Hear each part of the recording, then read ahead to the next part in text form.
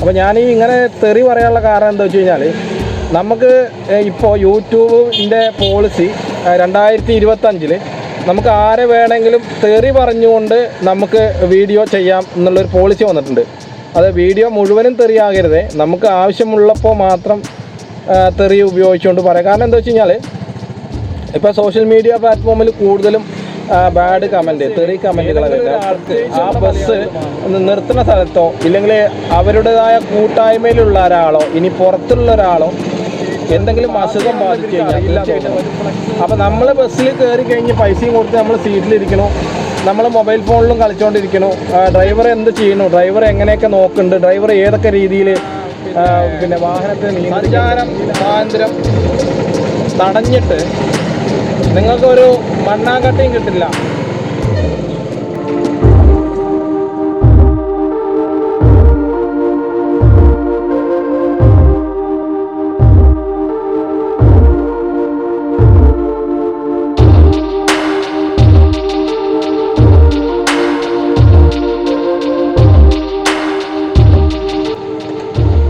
പ്രിയപ്പെട്ട സുഹൃത്തുക്കളെ, നമസ്കാരമുണ്ട്.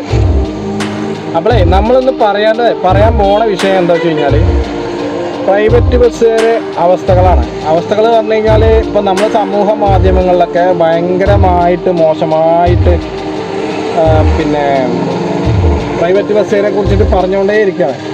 കാരണം അവരെ സമയത്ത് എത്തും വേണം. എന്നാൽ നമ്മുടെ പൊതുജനങ്ങൾ ഒന്നും അറിയാത്തവരുണ്ട്, എല്ലാം അറിയണവരുണ്ട് ഇതിൽ. അപ്പോൾ അത് പിന്നെ വളരെ കഷ്ടമാണ് എന്നാണ് ഓരോ ബസ് ഡ്രൈവർമാരും കണ്ടക്ടർമാരും പറയണത്. ശരിക്കും പറഞ്ഞാൽ അവർക്ക് മുഖം കാണിക്കാൻ, അതായത് അവർക്കത് പറയാൻ ഭയങ്കര മടിയായിട്ടാണ് തോന്നുന്നത്. കാരണം മറ്റുള്ളവർ എന്ത് ധരിക്കും എന്നുള്ള രീതിയിലാണ് അവർക്ക് പറയാനൊക്കെ പറയാനൊക്കെ കുറേ ഉണ്ട് അവർക്ക്. കാരണം പ്രത്യേകിച്ച് ഈ റോഡിൽ നമ്മൾ കാണുന്നത് ഒന്നാമത് ബൈക്ക്, കാറ് അതുപോലുള്ള വാഹനങ്ങളൊക്കെയാണ് ട്രാഫിക്കിനെ കൂടുതൽ ബ്ലോക്ക് വരുത്തുന്നതാണ് ബസ് ഡ്രൈവർമാർ പറയുന്നത്. പിന്നെ ഓരോ സ്ഥലത്തുനിന്ന് ആളെ ഇറക്കാനും കയറ്റാനും സമയം ഒരുപാട് പോകുന്നുണ്ട്. പിന്നെ അവർക്ക് കൃത്യമായിട്ട് ഇപ്പം എന്താ പറയുക, പറപ്പിക്കാൻ പറ്റുന്നില്ല എന്നാണ് പറയുന്നത്. പറപ്പിക്കുക എന്ന് പറഞ്ഞു കഴിഞ്ഞാൽ ഒക്കെ 1.5 മിനിറ്റ് 2 മിനിറ്റ് വ്യത്യാസത്തിലാണ് പെർമിറ്റ് ഉള്ളത്, പ്രത്യേകിച്ച് പാലക്കാട് കോഴിക്കോട് വണ്ടികൾക്ക്.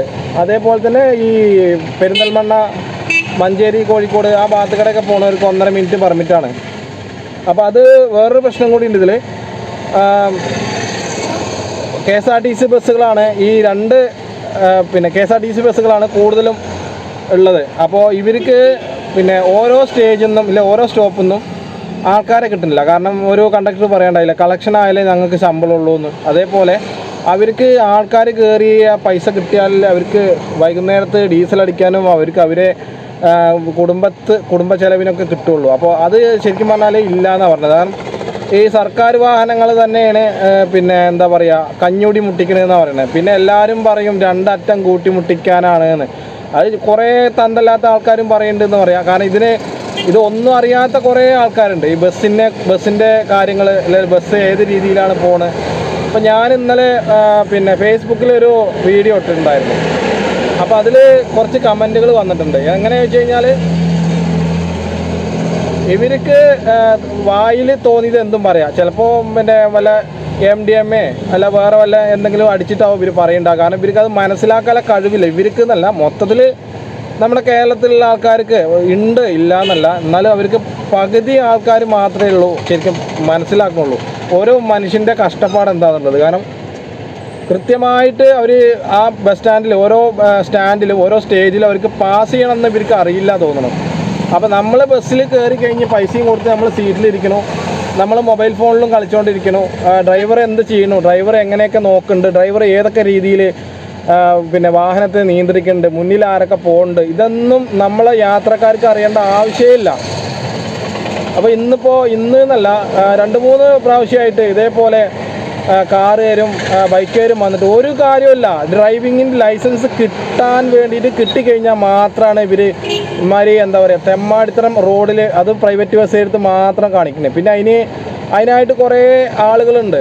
അത് ശരിക്കും പറഞ്ഞാൽ വേറെ ഭാഷയിലാണ് പറയേണ്ടത്. അപ്പോൾ അവരൊക്കെ കച്ച കെട്ടി ഇറങ്ങിയിരിക്കുകയാണ്. ഈ പ്രൈവറ്റ് ബസ്സിൻ്റെ നെഞ്ചത്ത് കയറാൻ എല്ലാവരും ഉണ്ട്. പക്ഷേ ഞാൻ ഇത് വേറൊന്ന് പറയാം, KSRTC ബസ് എന്ത് തട്ടലോ മുട്ടലോ ആയിക്കഴിഞ്ഞാൽ ഈ നായിൻ്റെ മക്കൾ ആരും KSRTC ബസ്സിൻ്റെ ഡ്രൈവറെ പിടിച്ച് ഇറക്കുക, ഗ്ലാസ് തല്ലി പൊട്ടിക്കുക, കണ്ടക്ടറെ ചോദ്യം ചെയ്യുക ഒന്നും ചെയ്യില്ല. അപ്പോൾ അവിടെയാണ് ശരിക്കും പറഞ്ഞാൽ രണ്ട് തന്തയുടെ സ്വഭാവം എന്ന് പറഞ്ഞത്. അപ്പോൾ ഞാൻ ഈ ഇങ്ങനെ തെറി പറയാനുള്ള കാരണം എന്താ വെച്ച് കഴിഞ്ഞാൽ, നമുക്ക് ഇപ്പോൾ യൂട്യൂബിൻ്റെ പോളിസി 2025 നമുക്ക് ആരെ വേണമെങ്കിലും തെറി പറഞ്ഞുകൊണ്ട് നമുക്ക് വീഡിയോ ചെയ്യാം എന്നുള്ളൊരു പോളിസി വന്നിട്ടുണ്ട്. അത് വീഡിയോ മുഴുവനും തെറിയാകരുത്, നമുക്ക് ആവശ്യമുള്ളപ്പോൾ മാത്രം തെറി ഉപയോഗിച്ചുകൊണ്ട് പറയാം. കാരണം എന്താ വെച്ച് കഴിഞ്ഞാൽ ഇപ്പോൾ സോഷ്യൽ മീഡിയ പ്ലാറ്റ്ഫോമിൽ കൂടുതലും ബാഡ് കമൻറ്റ്, തെറി കമൻറ്റുകളാണ് വരുന്നത്. പ്രത്യേകിച്ച് നമ്മുടെ മലയാളികൾ മാത്രം, സംസ്കാര സമ്പന്നനായ സാക്ഷരത മുഴുവനായിട്ടുള്ള കേരളത്തിലെ സംസ്കാരമാണ് ശരിക്കും ഇപ്പോൾ കൊടുങ്ങല്ലൂരൊന്നും ഒന്നും അല്ലാതെ ചെയ്യുന്നു ശരിക്കും പറഞ്ഞാൽ. അപ്പോൾ സോഷ്യൽ മീഡിയയാണ് ഇപ്പോൾ ഏറ്റവും കൂടുതൽ. അപ്പോൾ ഒന്നും ഉണ്ടാവില്ല, അവരത് ഒരു ഫോട്ടോ ഇട്ട് കഴിഞ്ഞാൽ അല്ലെങ്കിൽ ഒരു വീഡിയോ കണ്ടു കഴിഞ്ഞാൽ അവർക്ക് അതിനെക്കുറിച്ചിട്ട് ഒന്നും അറിയണ്ട എന്നുള്ള രീതിയിൽ അവരങ്ങോട്ട് പറഞ്ഞങ്ങോട്ട് മെഴുകും, കമൻറ്റ് തെറിയും കൊണ്ട് പൂരാവും. എന്താണ് കാരണം എന്ന് ഇവർ അന്വേഷിക്കില്ല. അങ്ങനെയൊക്കെ ഉള്ള ആളുകളാണ് കൂടുതലും സോഷ്യൽ മീഡിയയിൽ. അപ്പോൾ അതിന് പ്രകാരമായിട്ട് മാത്രമല്ല, ഈ ഓൺലൈൻ ഗെയിമുകളുണ്ട്. അപ്പോൾ ഈ ഓൺലൈൻ ഗെയിമുകളിൽ കൂടുതൽ പിന്നെ നമുക്കല്ല ഈ കളിക്കുന്നവർക്ക് പെട്ടെന്ന് ഗെയിം കട്ടാവുക അല്ലെങ്കിൽ ആൾ പിന്നെ തട്ടിപ്പോവുകയൊക്കെ ചെയ്ത് കഴിഞ്ഞാൽ ഭയങ്കര റിയാക്ഷനാവും, ഭയങ്കര പൊട്ടിത്തെറിയാവും. അപ്പോൾ അതൊക്കെ ബാൻ ചെയ്ത് ചെയ്യുന്ന ഒരു സിസ്റ്റം ഉണ്ടായിരുന്നു, അതൊക്കെ യൂട്യൂബ് എടുത്ത് കളഞ്ഞു. അപ്പോൾ അത് പ്രകാരമാണ് ഇപ്പോൾ പുതിയ ഇത് കൊണ്ടുവന്നത്. അപ്പോൾ ഞാൻ തെറി പറയുക പറഞ്ഞു കഴിഞ്ഞാൽ, നമ്മളിപ്പോൾ റോഡിൽ നമ്മൾ തെറി പറയണ്ടെന്ന് കരുതിയാൽ പോലും മറ്റുള്ളവരെ വാഹനങ്ങൾ കൊണ്ട് വെറുതെ ഇങ്ങനെ എന്താ പറയുക അങ്ങോട്ടും ഇങ്ങോട്ടും വെട്ടിച്ചിട്ടും തിരിച്ചിട്ടും ഒക്കെ ഇവർ നമ്മുടെ എന്താ പറയുക നല്ല രീതിയിൽ പോകണമെന്ന് കരുതി കഴിഞ്ഞാൽ ആ രീതിയും കൂടി മോശമാക്കിയിട്ട് ഇവരെ കൊണ്ട് തെറി പറയിപ്പിച്ചിട്ടേ അടങ്ങൂ എന്നുള്ള രീതിയിലാണ് ഇപ്പോഴത്തെ സംസ്കാരമായിട്ടുള്ള ഡ്രൈവിങ്. അപ്പോൾ ഇതൊക്കെ ശരിക്കും പറഞ്ഞാൽ തെമ്മാടിത്തരമാണ്, ആഭാസത്തരമാണ്. കാരണം റോഡ് എന്ന് പറഞ്ഞത് പിന്നെ വാഹനങ്ങൾക്ക് മര്യാദയോടുകൂടി വാഹനം ഓടിക്കാനുള്ളതാണ് റോഡ്. അപ്പോൾ ഇതിനൊക്കെ നിങ്ങൾ പ്രൈവറ്റ് ബസ്സുകാരെ നെഞ്ചത്ത് കയറിയിട്ട് എന്താണ് നിങ്ങൾക്ക് അതുകൊണ്ട് ആളാവുക, മെയിനാവുക എന്ന് പറയും നാടൻ ഭാഷയിൽ. അപ്പോൾ ഇങ്ങനെ മെയിനായിട്ട് നിങ്ങൾക്ക് ചിലപ്പോൾ എന്താ പറയുക, അപ്പോൾ ഫേസ്ബുക്കിൽ പറഞ്ഞ പോലെ നീ റീച്ച് ഉണ്ടാക്കാൻ വേണ്ടിയിട്ട് നീ പ്രൈവറ്റ് ബസ്സുകാരെ നെഞ്ചത്ത് കയറണ്ടെന്ന് പറഞ്ഞ് എൻ്റെ ഒരുത്തം. അപ്പോൾ ഞാൻ കമൻറ്റ് സഹിതം ഇവിടെ കാണിച്ചു തരികയാണ്. കാരണം എന്താ വെച്ചാൽ, ഞാനും ഒരു ബസ് കഴുകാൻ പോയി ക്ലീനറായി, പിന്നെ അങ്ങനെ ഓരോരോ ഇതായിട്ട് കയറിയതാണ് ബസ്സിൽ. അപ്പോൾ ബസ്സുകാരുടെ അവസ്ഥ എന്താണെന്ന് എനിക്കറിയാം. ഇപ്പോൾ ഒക്കെ ന്യൂ ജനറേഷനാണ്. അപ്പോൾ ഇവർക്ക് എന്താ വെച്ച് കഴിഞ്ഞാൽ കണ്ണി കണ്ട സാധനങ്ങളൊക്കെ അടിച്ച് കയറ്റി ഇവർ എന്താ പറയുന്നതെന്ന് അവർക്ക് തന്നെ ബോധമുണ്ടാവില്ല. അപ്പോൾ അങ്ങനെയൊക്കെ ചെയ്യുമ്പോൾ ഇതിൽ വലിയ എന്താ പറയുക, വലിയ ആണത്തായിട്ട് എനിക്ക് തോന്നുന്നില്ല. ഇപ്പോൾ ഇന്ന് കണ്ടൊരു കാഴ്ചയാണ്, അതിപ്പോൾ നിങ്ങൾ കണ്ടിട്ടുണ്ടാവും, സോഷ്യൽ മീഡിയയിലൊക്കെ കണ്ടിട്ടുണ്ടാവും തീർച്ചയായിട്ടും. കാരണം ഒരു കാര്യമില്ലാതെ വെറുതെ പിന്നെ ഒരു ബസ്സിൻ്റെ മുന്നിൽ സ്കൂട്ടി ഓടിച്ചിട്ട് പിന്നെ രണ്ട് സ്ത്രീകൾ അവർ മുഖം കാണാതിരിക്കാൻ മുഖം പൊത്തിയിരിക്കുകയാണ്. അപ്പോൾ നിങ്ങൾ അതൊക്കെ ഒന്ന് ആലോചിക്കണം. അപ്പോൾ കൂടുതൽ അപകടം ഉണ്ടാക്കണമെന്ന് പറഞ്ഞാൽ അശ്രദ്ധമായിട്ടുള്ള ഡ്രൈവിംഗ് ആണ്. നമ്മളിപ്പോൾ പറഞ്ഞാലും മറ്റുള്ളവർ പറഞ്ഞാലും ഇനി ഗതാഗത മന്ത്രി നേരിട്ട് റോട്ടിൽ വന്ന് ഇറങ്ങി പറഞ്ഞാലും മലയാളിയുടെ ആ അഹങ്കാരം, ആ എന്താ പറയുക, ഇത് മാറില്ല, ഒരിക്കലും മാറില്ല. അപ്പോഴും ഞാനാണെന്ന അഹങ്കാരമാണ് ഇവർക്ക്. ശരിക്കും പറഞ്ഞാൽ നിങ്ങളൊരു കോപ്പുമല്ല. ഈ റോഡിൽ നിങ്ങൾ അഹങ്കാരത്തോടു കൂടി പോകുന്നുണ്ടെങ്കിൽ പോയിട്ട് എന്തെങ്കിലും രീതിയിൽ പറ്റിക്കഴിഞ്ഞാൽ അവിടെ കിടന്നു കഴിഞ്ഞാൽ ഒരു പട്ടി നിങ്ങളെ തിരിഞ്ഞു നോക്കില്ല, ഒരു പട്ടി. അല്ലെങ്കിൽ നിങ്ങളുടെ അടുത്ത് ഇഷ്ടംപോലെ കാശ് വേണം. കാശുണ്ടെങ്കിൽ നിങ്ങളുടെ ഏത് നായിൻ്റെ മക്കളും വരും, അവർ വരും എന്ന് പറഞ്ഞാൽ വരും. അപ്പോൾ റോഡ് നിങ്ങൾക്ക് പിന്നെ റോഡ് എന്ന് പറഞ്ഞത് അഹങ്കാരത്തോടു കൂടി ഡ്രൈവിങ് ചെയ്തിട്ട് മറ്റുള്ളവരെ ബുദ്ധിമുട്ടിക്കുന്ന രീതിയിൽ പോകേണ്ട ഒരു സംഭവമല്ല, ഒരു സ്ഥലമല്ല. അവിടെയൊക്കെ കുറേ മര്യാദകൾ പാലിക്കാണ്ട്. പിന്നെ വേറൊരു കാര്യം പറ്റേ, നമ്മുടെ റോഡിൽ കാര്യമായിട്ട് സൈൻ ബോർഡുകളൊന്നും കാണാനില്ല. അപ്പോൾ വെറുതെ ഒരു റോഡും പിന്നെ അതേപോലെ കുറേ വെള്ളവരകൾ, സീബ്ര ലൈന്, സ്പീഡ് ബ്രേക്കറിൻ്റെ വരകൾ ഇതൊക്കെ വെച്ചിട്ടുണ്ട്. പക്ഷെ അവിടെ സൈൻ ബോർഡുകൾ അതേപോലെ എന്താ പറയുക, എവിടെയൊക്കെ എത്ര സ്പീഡ് പോകണം, എവിടെയൊക്കെ എത്ര സ്പീഡ് കമ്മിയാക്കണം, അതൊന്നുമില്ല. പിന്നെ കൂടുതൽ എന്താ ചോദിച്ചു കഴിഞ്ഞാൽ ക്യാമറകളാണ് ഇഷ്ടം പോലെ. ഒരു പിന്നെ എന്താ പറയുക, കഴുങ്ങുമ്മ അടയ്ക്കുണ്ടായ മാതിരി, അല്ലെങ്കിൽ തെങ്ങുമ്പോൾ നല്ല അടിപൊളി കൊല ഉണ്ടായ പോലെ കുറേ ക്യാമറകൾ വെച്ചിട്ട് അത് പിന്നെ സർക്കാരിൻ്റെ ഖജനാവിലേക്ക് പൈസ ഇടാൻ വേണ്ടിയിട്ടുള്ളൊരു സംഭവമാണത്. അപ്പോൾ അതൊക്കെയാണ് ശരിക്കും പറഞ്ഞാൽ ജനങ്ങൾ പ്രതികരിക്കേണ്ടത്. അല്ലാതെ പിന്നെ പ്രൈവറ്റ് ബസ്സുകാരെ കോളറുമേ പിടിക്കുക, അവരെ ചോദ്യം ചെയ്യുക, ഗ്ലാസ് എറിഞ്ഞ് പൊട്ടിക്കുക. ഇതിപ്പോൾ എനിക്ക് അവർ കാശും ഒന്നും തന്നിട്ടില്ല. പക്ഷെ എന്നിരുന്നാലും ഞാൻ ഇന്നലെ ആ വീഡിയോ ചെയ്യുമ്പോൾ 2-3 ആൾക്കാർ ബാഡ് കമൻറ്റ് ഇട്ടുകൊണ്ട് മാത്രമാണ് ഞാൻ ഇട്ടത്. അപ്പോൾ വേറൊരു കാര്യം കൂടിയും പറയട്ടെ സുഹൃത്തുക്കളോട്. ഈ KSRTC ബസ് ഇന്നേ വരെ എന്തെങ്കിലും ഒരു ചാരിറ്റി കാരുണ്യ പ്രവർത്തനം ചെയ്തിട്ട് നിങ്ങൾ കണ്ടിട്ടുണ്ടെങ്കിൽ എനിക്ക് അതിൻ്റെ ഒരു വീഡിയോ അല്ലെങ്കിൽ കമൻറ്റ് ലിങ്ക് ഒന്ന് അയച്ചു തരണം. നമ്മുടെ പ്രൈവറ്റ് ബസ്സുകാർ ഏതെങ്കിലും ഒരാൾക്ക് ആ ബസ് നിർത്തുന്ന സ്ഥലത്തോ ഇല്ലെങ്കിൽ അവരുടേതായ കൂട്ടായ്മയിലുള്ള ഒരാളോ ഇനി പുറത്തുള്ള ഒരാളോ എന്തെങ്കിലും അസുഖം ബാധിച്ചു കഴിഞ്ഞാൽ തീർച്ചയായിട്ടും ഒരു ഫ്ലക്സ് ഫ്രണ്ടിൽ വെച്ചിട്ട് അവർക്ക് ഒരു ദിവസത്തെ കളക്ഷന് വേണ്ടി അവർ ഓടുന്നുണ്ട്. അത് എത്ര ഉറുപ്പ്യ കിട്ടിയോ ആ വണ്ടിയുടെ ഡീസൽ ചെലവും കഴിഞ്ഞിട്ട് കണ്ടക്ടറുടെയും ഡ്രൈവറെയും പൈസ പിന്നെ എടുത്തിട്ട് ബാക്കി കളക്ഷൻ പൈസ അത് ചിലപ്പോൾ 5000, 6000, 10000 ഉണ്ടാവും. അത് മറ്റുള്ളവർ കൊടുക്കണ പോലെയാണ്. അങ്ങനെയൊക്കെ നമ്മുടെ പ്രൈവറ്റ് ബസ്സുകാർ ചെയ്തിട്ടും നിങ്ങൾ പിന്നെ 2 തന്തയുടെ സ്വഭാവം ഒരിക്കലും ചെയ്യരുത്. കാരണം നമ്മളെല്ലാം മനുഷ്യരാണ്. ഈ വാഹനങ്ങൾക്ക് ജീവൻ വെപ്പിച്ചിട്ടാണ് നമ്മൾ വാഹനം കൊണ്ട് പുറത്തേക്ക് ഇറങ്ങുന്നത്. അപ്പോൾ നിങ്ങൾ അതൊക്കെ ഒന്ന് ചിന്തിക്കണം. നമുക്ക് നമ്മുടെ കേരളത്തിൽ പ്രകൃതി ദുരന്തങ്ങളും അങ്ങനെ കൊറോണയും ഇതൊക്കെ വന്നിട്ടുണ്ട്. അന്നൊക്കെ നമ്മൾ ഒരുമിച്ച് നിന്ന ആൾക്കാരാണ്. അപ്പോൾ 2 തരത്തിൽ നിങ്ങൾ ചെയ്യരുത്. ശരിക്കും പറഞ്ഞാൽ ഈ KSRTC ഏതൊക്കെ രീതിയിൽ അപകടങ്ങൾ ഉണ്ടാക്കിയിട്ടുണ്ട് അത് പറയാനുള്ള കാരണം എന്താ വെച്ച് കഴിഞ്ഞാൽ ഇപ്പോൾ ഞാൻ പറഞ്ഞില്ലേ സനാ ബസ്സിനെ കുറിച്ചിട്ട് ഇപ്പോൾ കൂടുതൽ കംപ്ലൈൻറ്റ് വരുന്നത് ആളെ കൊല്ലി ബസ്സാണ്. ഈ സനാ ബസ്സിൻ്റെ മുന്നിൽ 3 KSRTC ബസ്സാണ് ഓടുന്നത്. എത്ര മിനിറ്റ് വ്യത്യാസത്തിൽ നിങ്ങൾ ശ്രദ്ധിച്ചിട്ടുണ്ടോ? 1.5 മിനിറ്റ് അല്ലെങ്കിൽ 1/2 മിനിറ്റ് വ്യത്യാസത്തിൽ 3 വണ്ടിയാണ് ഓരോ സ്റ്റേജിൽ നിന്ന് പോണത്. അപ്പോൾ അതിൽ നിന്ന് എത്ര ആൾക്കാരുണ്ടാവും ഈ പ്രൈവറ്റ് ബസ്സിൽ കയറാൻ? 1-2 ആളുകൾ മാത്രമാണ് ഉണ്ടാവുക. അപ്പോൾ അത് നിങ്ങൾ എപ്പോഴും ചിന്തിക്കണം. പിന്നെ ലോക്കൽ ബസ്സുകൾ പറഞ്ഞു കഴിഞ്ഞാൽ അവർക്ക് അവരുടേതായ സ്റ്റാൻഡ് കപ്പാസിറ്റി കൊണ്ടാണ് അവർ ഓടുന്നത്. കാരണം ഉൾനാട്ടിൽ നിന്ന് വരുന്ന വണ്ടിയാണ്. അപ്പോൾ ഉൾനാട്ടിൽ നിന്ന് വരുന്ന നഗരത്തിൽ നിന്ന് നാട്ടിലേക്ക് പോകാനുള്ള ആൾക്കാർ സീറ്റിംഗ് ആവും. അവരാണ് ശരിക്കും ഈ പിന്നെ പാലക്കാട്, കോഴിക്കോട്, മഞ്ചേരി ആ ഭാഗത്തേക്കൊക്കെ ആളുകളെ ഈ ബസ്സിലേക്ക് എത്തിക്കണത്. അങ്ങനെ ഒരു കോൺവേ എന്ന് പറഞ്ഞൊരു സംഭവം കൂടിയുണ്ട്. അപ്പോൾ അതൊക്കെ നിങ്ങൾ എപ്പോഴും മനസ്സിലാക്കിയിട്ട് വേണം തീർച്ചയായിട്ടും പ്രൈവറ്റ് ബസ്സുകാരെ പറയാൻ, മോശമായിട്ട് പറയാൻ. പിന്നെ ഞാൻ പിടിച്ച മുയലിന് 2 കൊമ്പ് എന്ന് പറയുന്ന ഒരുപാട് ഉദ്യോഗസ്ഥന്മാരുണ്ട്. അതെങ്ങനെ ചോദിച്ചു കഴിഞ്ഞാൽ ഈ വീഡിയോ കൂടി നിങ്ങൾ കാണാം.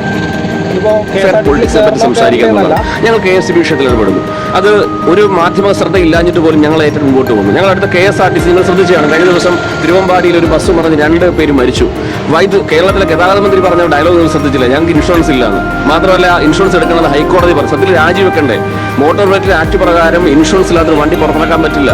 പബ്ലിക് യൂട്ടിലിറ്റി വെഹിക്കിൾ ആണെങ്കിലും സ്വകാര്യ വെഹിക്കിൾ ആണെങ്കിലും നമ്മൾ ഇൻഷുറൻസ് സർട്ടിഫിക്കറ്റ് ഉണ്ടായിരിക്കണം. ഒരു KSRTC ബസ്സിൽ കയറുന്ന ഒരാൾ പറയുകയാണ് എന്നെ ഇൻഷുറൻസ് കാണിക്കണമെന്ന് പറഞ്ഞാൽ കാണിക്കണം. കാരണം അവൻ്റെ ജീവൻ അപകടത്തിലായാൽ ആര് പൈസ കൊടുക്കും? ഇതിൻ്റെ ബുദ്ധിമുട്ടതാണ്. KSRTC ബസ്സിൽ യാത്ര ചെയ്ത് ഇപ്പോൾ ഫ്ലൈറ്റ് അപകടത്തിൽപ്പെട്ട് താഴെ വീണാൽ 8 കോടി രൂപ കിട്ടും, ഇൻഷുറൻസ് ഉണ്ട്. ഒരു KSRTC ബസ് വെള്ളത്തിൽ പോയി മരിച്ചാൽ അതിൽ ആ മരണപ്പെടുന്ന വ്യക്തിക്ക് പൈസ കിട്ടില്ല. KSRTC പൈസ കൊടുക്കും. ഇൻഷുറൻസ് കമ്പനി കൊടുത്തില്ലെങ്കിൽ പൈസ കൊടുക്കേണ്ടത് ആരാണ്? KSRTC കൊടുക്കണം. KSRTC പൈസ ഉണ്ടോ? അപ്പോൾ നമ്മുടെ ജീവൻ നമ്മൾ കൊണ്ടൊരു ബോംബിന്റെ പുറത്ത് യാത്ര ചെയ്യണം. കേരളത്തിൽ ഗതാഗത മന്ത്രി പറയുകയാണ് ഹൈക്കോടതി പറഞ്ഞു ഇൻഷുറൻസ് വേണ്ട, ഞങ്ങൾക്ക് ഇൻഷുറൻസ് ഇല്ല. സത്യത്തിൽ ഈ നാട്ടിൽ കൊണ്ടുപോകുന്ന വണ്ടിയാണ് KSRTC. അങ്ങനെയല്ല. അപ്പോൾ ഗണേഷ് കുമാറും ഹൈക്കോടതിയും പറഞ്ഞ പോലെ ഞങ്ങൾക്ക് ഇൻഷൂർ വേണ്ട. അപ്പോൾ KSRTC കയറണ്ടേ എന്നല്ല. പിന്നെ ആ പ്രൈവറ്റ് ബസ്സുകാരുടെ ഉൾവശം വൃത്തി നിങ്ങൾ നോക്കിക്കഴിഞ്ഞാൽ മനസ്സിലാവും എന്തൊക്കെയാണ് അവർ രാവിലെ വണ്ടി എടുക്കുമ്പോൾ ചെയ്യുന്നത്. KSRTCത്തെ ഒരു ഡ്രൈവർ, കണ്ടക്ടറോ അങ്ങനെയല്ല. KSRTC ചെയ്യുന്നവരും കൂടി ഇല്ലയെന്നല്ല. പക്ഷെ അത്രയും സ്വന്തമായിട്ട് ഉപയോഗിക്കുന്ന വണ്ടി, എൻ്റെ വണ്ടി പോലെ ഉപയോഗിക്കുന്ന വാഹനങ്ങൾ KSRTC ബസ്സുകളിൽ മാത്രമാണ് അങ്ങനത്തെ ഒരു പരിപാലനം ഉണ്ടാവുള്ളൂ. എന്നാൽ നേരെ മറിച്ച് പ്രൈവറ്റ് ബസ്സുകാർ അങ്ങനെയല്ല. അവർക്ക് അതാണ് അവരുടെ അന്നം എന്നുള്ള രീതിയിലാണ് അവർ ആ വാഹനത്തെ എപ്പോഴും കൊണ്ടുപോകുന്നത്. ജനങ്ങളെ ബുദ്ധിമുട്ടിക്കാത്ത രീതിയിലാണ് അവർ റോഡിലൂടെ കൊണ്ടുപോകുന്നത്. പക്ഷേ ജനങ്ങളെ ബുദ്ധിമുട്ടിക്കാതെ മാത്രമല്ല പൊതുസഞ്ചാര സ്വാതന്ത്ര്യം കൂടി അവർ, അതായത് ബൈക്ക്, കാറ് ഇവരൊക്കെ ഏറ്റെടുത്തുകൊണ്ടാണ് മറ്റുള്ള വാഹനങ്ങളെ ബുദ്ധിമുട്ടിക്കുന്നത്. അത് നിങ്ങൾക്കൊക്കെ അറിയുന്ന കാര്യം തന്നെയാണ്. ഇല്ലയെന്ന് ഞാൻ ഒരിക്കലും പറഞ്ഞാൽ വിശ്വസിക്കില്ല, സമ്മതിക്കില്ല. അപ്പോൾ നിങ്ങൾ നിങ്ങളുടേതായ രീതിയിൽ ഡ്രൈവിംഗ് ചെയ്യുക, മറ്റുള്ളവർക്ക് ബുദ്ധിമുട്ട് വരുത്താതെ ഡ്രൈവിംഗ് ചെയ്യുക. അതൊക്കെയാണ് ഞാനിപ്പോൾ പറയാനുള്ളത്. അപ്പോൾ നമുക്കിനി വേറെ മറ്റൊന്നും പറയാനൊന്നുമില്ല. പക്ഷേ പോണ വഴിയിൽ നമുക്ക് എന്തൊക്കെയുള്ളതെന്ന് ഒന്ന് കാണാം.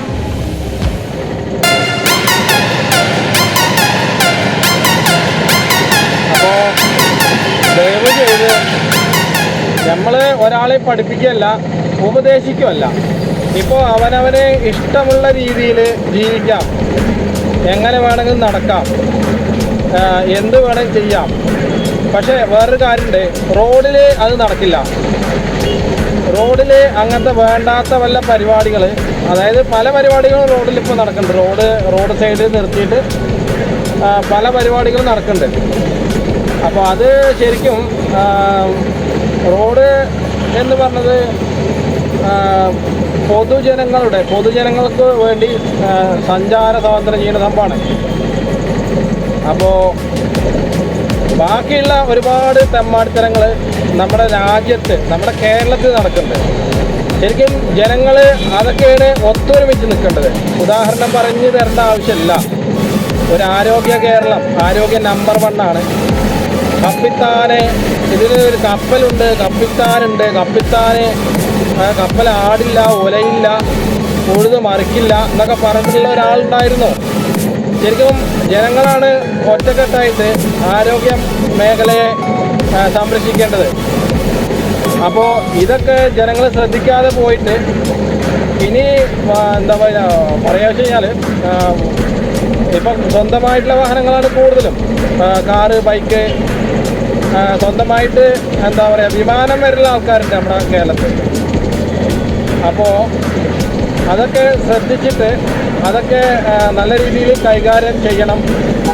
അല്ലാതെ അതായത് പൊതു മേഖലയായ പ്രൈവറ്റ് ബസ്സിൻ്റെ പിന്നെ സഞ്ചാരം സ്വാതന്ത്ര്യം തടഞ്ഞിട്ട് നിങ്ങൾക്കൊരു മണ്ണാങ്കട്ടിയും കിട്ടില്ല.